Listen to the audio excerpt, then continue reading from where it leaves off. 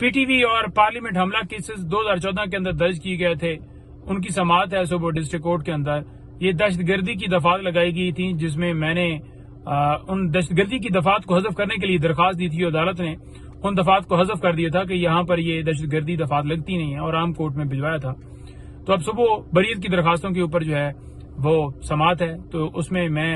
خان صاحب کی طرف سے ان دونوں مقدمات کے اندر دلائل دوں گا، انشاءاللہ اللہ تعالیٰ کرم کرے گا۔ انشاءاللہ یہ ان مقدمات میں خان صاحب بری ہوں گے، کیونکہ کوئی ایویڈنس نہیں ہے خان صاحب کے خلاف، ڈائریکٹ یا انڈائریکٹ کسی کی ایما کے اوپر، اور یہ وہ اس طرح کے رول بنائے جاتے ہیں۔ اس کے علاوہ آزادی مارچ، خان صاحب کے اوپر مختلف مقدمات بنائے گئے تھے، ایک دن میں 19 کے قریب مقدمات بنائے گئے تھے اسلام آباد کے اندر، تو وہ بھی ڈسٹرکٹ کورٹ کے اندر ان مقدمات کی بھی سماعت ہے، وہاں بھی بریت کے دلائل دیے جائیں گے کہ خان صاحب کو بری کیا جائے۔ مختلف مقدمات اس بنیاد کے اوپر خان صاحب کے ہم نے بری کروائے کہ خان صاحب کے خلاف کوئی ایویڈنس نہیں ہے، تو لہٰذا وہ بھی صبح سماعت کے لیے فکس ہیں۔ اچھا، اس کے علاوہ میں آپ کو بتاؤں کہ خان صاحب کے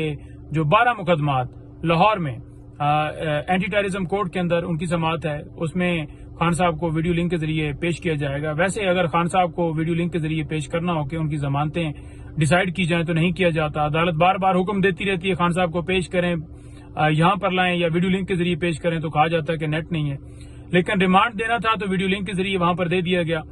تو یہ کاروائیاں تو جاری ہیں، اور صبح وہ مزید کہیں گے کہ مزید ہمیں ریمانڈ دیا جائے، اور ہم ریمانڈ کو کنٹیسٹ کریں گے۔ وہاں پر ہمارے جو ہے وہ پنجاب کے اندر جو ایم پی ایز وغیرہ ہیں ان کو بھی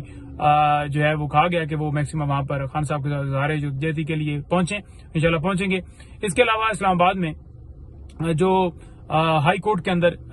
پٹیشن دائر کی گئی تھی خان صاحب اور بی بی صاحبہ کی طرف سے، جس میں یہ استدعا کی گئی تھی کہ جو خان صاحب کی توشہ خانہ کیس کے اندر گرفتاری ڈلوائی گئی ہے، یہ گرفتاری جو ہے غیر قانونی ہے، کیونکہ خان صاحب اور بی بی صاحبہ نے توشہ خانہ کیس کے اندر ضمانتیں دائر کی ہوئی تھیں، جان بوجھ کر بیلز نہیں دی گئیں، جان بوجھ کر نوٹسز کیے گئے تھے، اور جان بوجھ کر اسلام آباد ہائی کورٹ میں عامر فاروق صاحب نے 5 دفعہ کیس لگانے کے بعد جو ہے کبھی لسٹ کینسل ہو رہی ہے، بینچ اویلیبل نہیں ہے، کبھی کوئی معاملہ، کبھی کوئی بہانہ،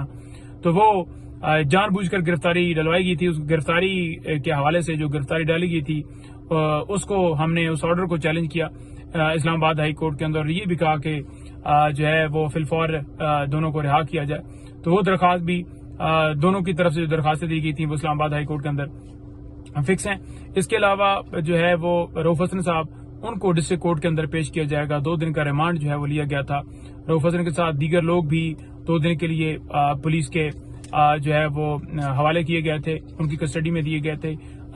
جھوٹا مقدمہ اٹھا کے جس طرح وہ لے کر گئے، ان کے پاس کوئی نہ وارنٹ تھے، نہ کوئی ان کے پاس کوئی ایویڈنس تھی، بعد میں مقدمہ درج کر کے اور کہا کہ یہاں پر سیل ہے اور بڑا کام کرتا ہے اور بڑی پوسٹیں لگاتا ہے، پاک فوج کے خلاف لگاتا ہے، ملک کے خلاف ہیں، یہ ہے وہ ہے۔ تو آپ کو پتہ ہی ہے کہ ایک بیانیہ بنایا جا رہا ہے، کیا جا رہا ہے تاکہ پولیٹیکل وکٹمائزیشن جو ہے وہ جاری رکھے، آواز بند کی جائے، کوئی بولے نہیں۔ تو فی الحال صبح کی حد تک جو کیسز ہیں ان کی تفصیلات یہی ہیں، انشاءاللہ تعالیٰ کرم کرے گا، صبح پھر میں مزید اپڈیٹ دوں گا۔